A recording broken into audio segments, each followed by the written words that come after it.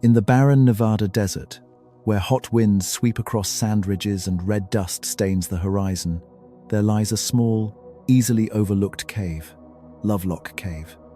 From a distance, it looks like nothing more than a dark crack in a lonely rock face. No sign, no trace of life. But inside, time itself seems to have been trapped. In 1911, when miners were digging through layers of fossilized bat guano to sell as fertilizer, their shovels suddenly struck something harder than stone. Not mineral. Bone. Long, thick bone fragments, unusually heavy. They dug deeper. Ancient woven baskets, stone spear points, dried grass, sandals, and hunting tools slowly emerged from the dust of thousands of years, as if an entire village had once existed inside the cave. Then they found the discovery that silenced everyone. A skull, larger than a grown person's hand, a thick brow ridge, an unusually wide jaw, and still clinging to the pale, dry bone, strands of reddish-brown hair.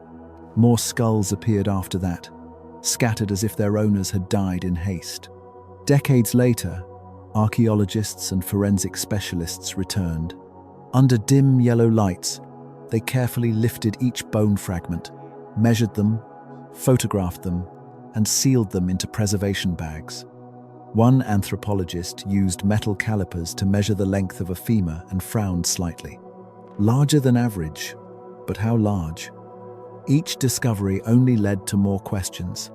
Were these simply the remains of ordinary humans, or the remnants of something beyond our understanding? In the cold darkness of the cave, the story never seemed to truly end, and the secret of Lovelock is still waiting to be uncovered. The northern Paiute tell of the Si-Te-Cah, a name often translated as the Tule Eaters. But in their oral memory, the meaning carries something far more frightening. They were said to be red-haired, tall, fierce, unlike any tribe that had ever lived on this land. The elders said they came from across a distant ocean, traveling on rafts made of tule reeds. They did not trade, they did not speak, they only raided. And sometimes, hunted people. Children were warned to stay away from the lakeshore at night. Warriors carried spears even on short journeys, because the Si-Te-Cah were not only stronger, but crueler. According to legend, they kidnapped people, ate their enemies, and took over caves as their strongholds. For many years, Paiute tribes were pushed back, until they chose to unite.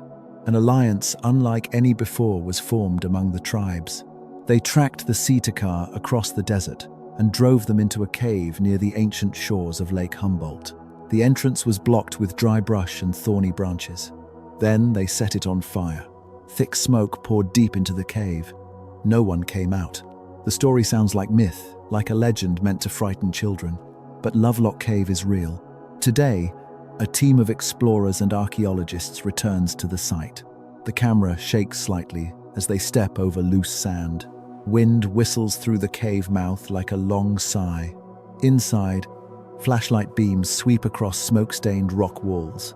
Scorch marks are still visible, as if the place once endured a fierce fire. On the ground, they find fragments of tule-woven baskets, decayed grass sandals, broken spear points, and scattered animal bones. One archaeologist kneels, gently lifting a fossilized plant fiber fragment.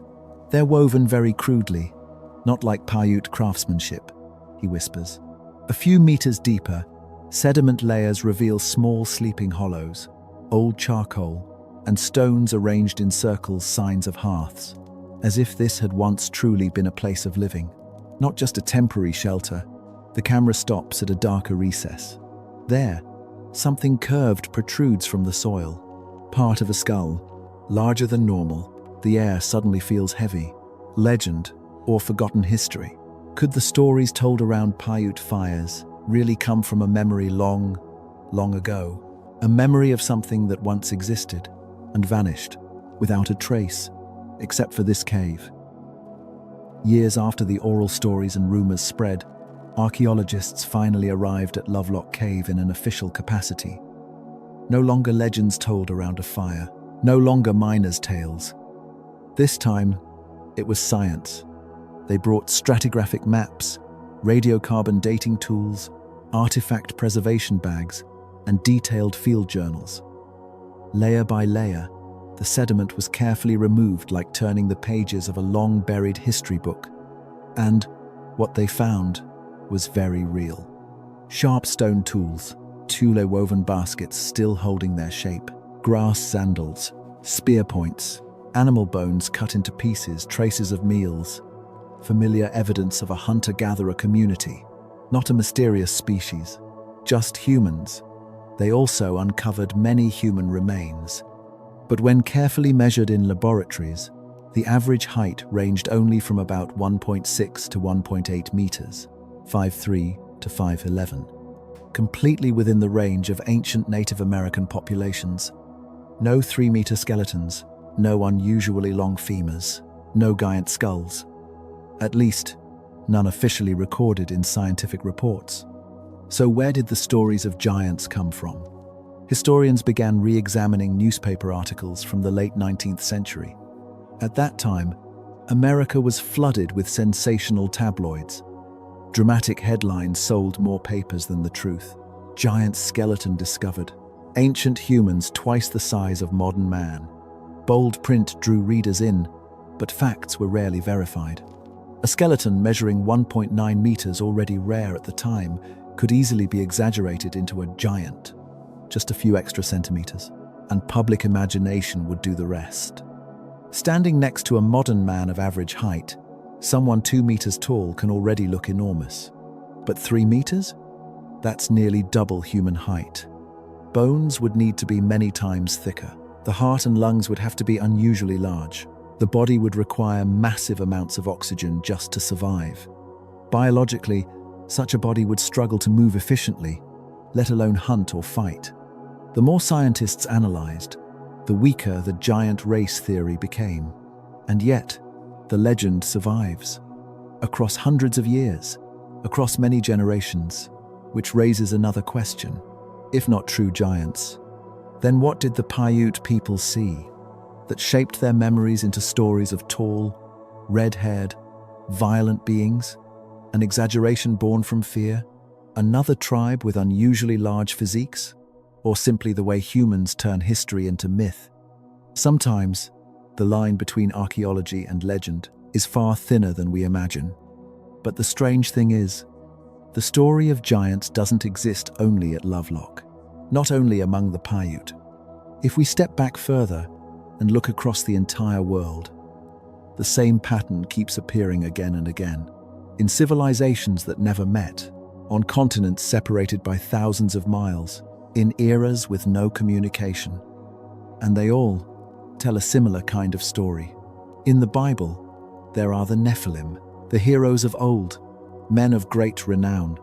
They are described as the offspring of fallen angels and humans, tall, powerful, violent, and eventually wiped out by a great flood. In ancient Greece, there were the Titans, gigantic primordial beings, towering like mountains, strong enough to lift stones weighing tons. They ruled the world before humankind, until they were overthrown by the Olympian gods. In Norse mythology, the Vikings told of the Jotnar frost giants, ancient enemies of Thor, beings who lived beyond the edges of the human world, older even than some of the gods. In ancient Mesopotamia, the Sumerians spoke of the Anunnaki, beings who came down from the sky, bringing knowledge of astronomy, technology, and divine authority. Some carvings depict them as much larger than ordinary humans. Even in Mesoamerica, Maya and Aztec traditions tell of the first giants, who built great structures before disappearing after a catastrophe. These stories are not identical, but their structure is strikingly similar. An ancient race, larger than humans, possessing superior strength or knowledge, and then destroyed, exiled, or wiped out. Like a shattered memory, retold in many different languages. Anthropologists call this a universal myth, when many independent cultures create similar figures. But why? Giants. One theory suggests symbolism. Ancient people often exaggerated their enemies. A rival tribe that was taller or stronger. Over generations of retelling, becomes a 3-meter monster. Fear transforms into myth. Another theory is psychological. Children naturally see adults as giants. Perhaps that image became embedded in humanity's collective imagination. But some scholars ask a harder question. What if these stories are not entirely imaginary? What if they are faint memories from a time when humans shared the earth with other human groups, larger, stronger, but ultimately lost in evolutionary history? Homo sapiens were not the only humans to exist. We once lived alongside Neanderthals, Denisovans, and other ancient human branches. So, could there have been a branch that was unusually tall, leaving an imprint on the memories of our ancestors? There is no solid proof, but it cannot be completely ruled out either. And that is what makes this mystery so fascinating, because sometimes myth is not a lie. It is simply history, told before humans knew how to write it down. Scientific skepticism. But once we step away from legend and into the laboratory, everything begins to change. Modern biology reveals a very simple truth. The larger a body becomes, the higher the cost. Doubling height doesn't just make you bigger. Body mass can increase 3, even 4 times. That means bones must bear far greater loads. Biomechanists call this the square-cube law. As size increases, weight grows faster than structural strength. In other words, bones can't just be a little bigger. They would need to be unusually thick and heavy. Otherwise, they would collapse under the body's own weight. A person who is 1.7 meters tall can run, jump, and climb with ease. But a body 3 meters tall? Each step would be like carrying hundreds of extra kilograms crushing down on the knees. The heart would also have to work much harder. Blood would need to be pumped twice as high to reach the brain. Blood pressure would rise dramatically. The risk of stroke would increase. The lungs would need to be larger to supply enough oxygen to a massive amount of muscle. Even simply standing upright would demand enormous energy. In fact, modern medicine already recognizes a rare condition, gigantism. People with this condition can grow taller than 2.3 meters, sometimes even 2.5 meters, but most face chronic joint pain, enlarged hearts, respiratory problems, and shortened lifespans. Very few remain healthy past the age of 50. If 2.5 meters is already a dangerous biological limit, then 3 meters is nearly beyond natural human capability. This is why scientists remain skeptical, because if a race of giants had truly existed for thousands of years, they would have left clear traces.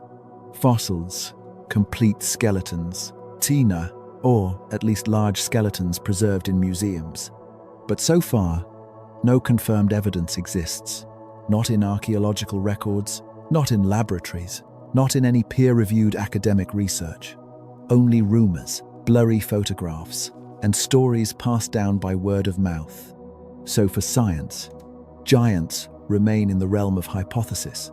Interesting, intriguing, but not supported by enough evidence to be considered reality.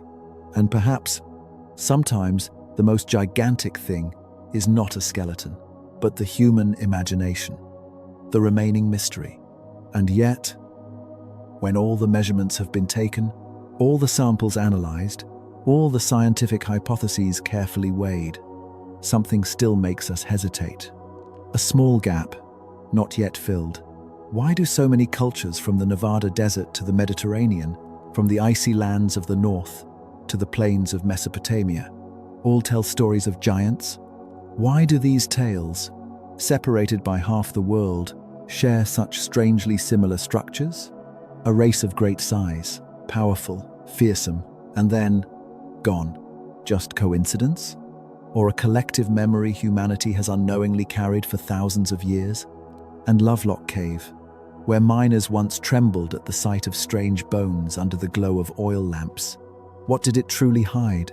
An ordinary hunter-gatherer community? Or a story misunderstood, then exaggerated, then transformed into legend? Perhaps giants were never monsters. Perhaps they were simply a tribe taller than most. Perhaps they were the embodiment of human fear when facing a stronger enemy. Or simply, imagination embroidered across countless generations. But sometimes, it is the unanswered questions that make history most fascinating. Because between science and legend, there is always a grey zone, and in that grey zone, mysteries continue to live. The truth is sometimes far smaller than legend. No monsters, no 3-meter skeletons, no giants whose footsteps shook the earth. Only stone, dust, and silent bones lying deep in the darkness of a cave. And yet, it is the legends that keep humans asking questions. Keep us digging, keep us searching. Because without curiosity, there would be no archaeology, no history, and no discoveries like Lovelock Cave. Perhaps giants were only exaggerations. A tribe taller than average, a memory distorted through hundreds of generations of storytelling, or simply myths born from the fears of ancient people. But it is also possible that somewhere in the distant past, there are still chapters of history we have never read, stories never written down, secrets still resting quietly beneath layers of earth and stone. And who knows, one day, a new discovery may change everything we believe to be true. The images you have just seen in this film, the cave, the ancient village, the skulls, and the historical reconstructions, have been recreated using modern technology, including simulation and artificial intelligence, to help us visualize the past more vividly, not to replace the truth, but to tell the story more clearly. As of today, the question still remains: did giants ever truly exist? Or do they live only in human imagination? Perhaps the answer is still sleeping in the darkness beneath the earth, waiting to be discovered.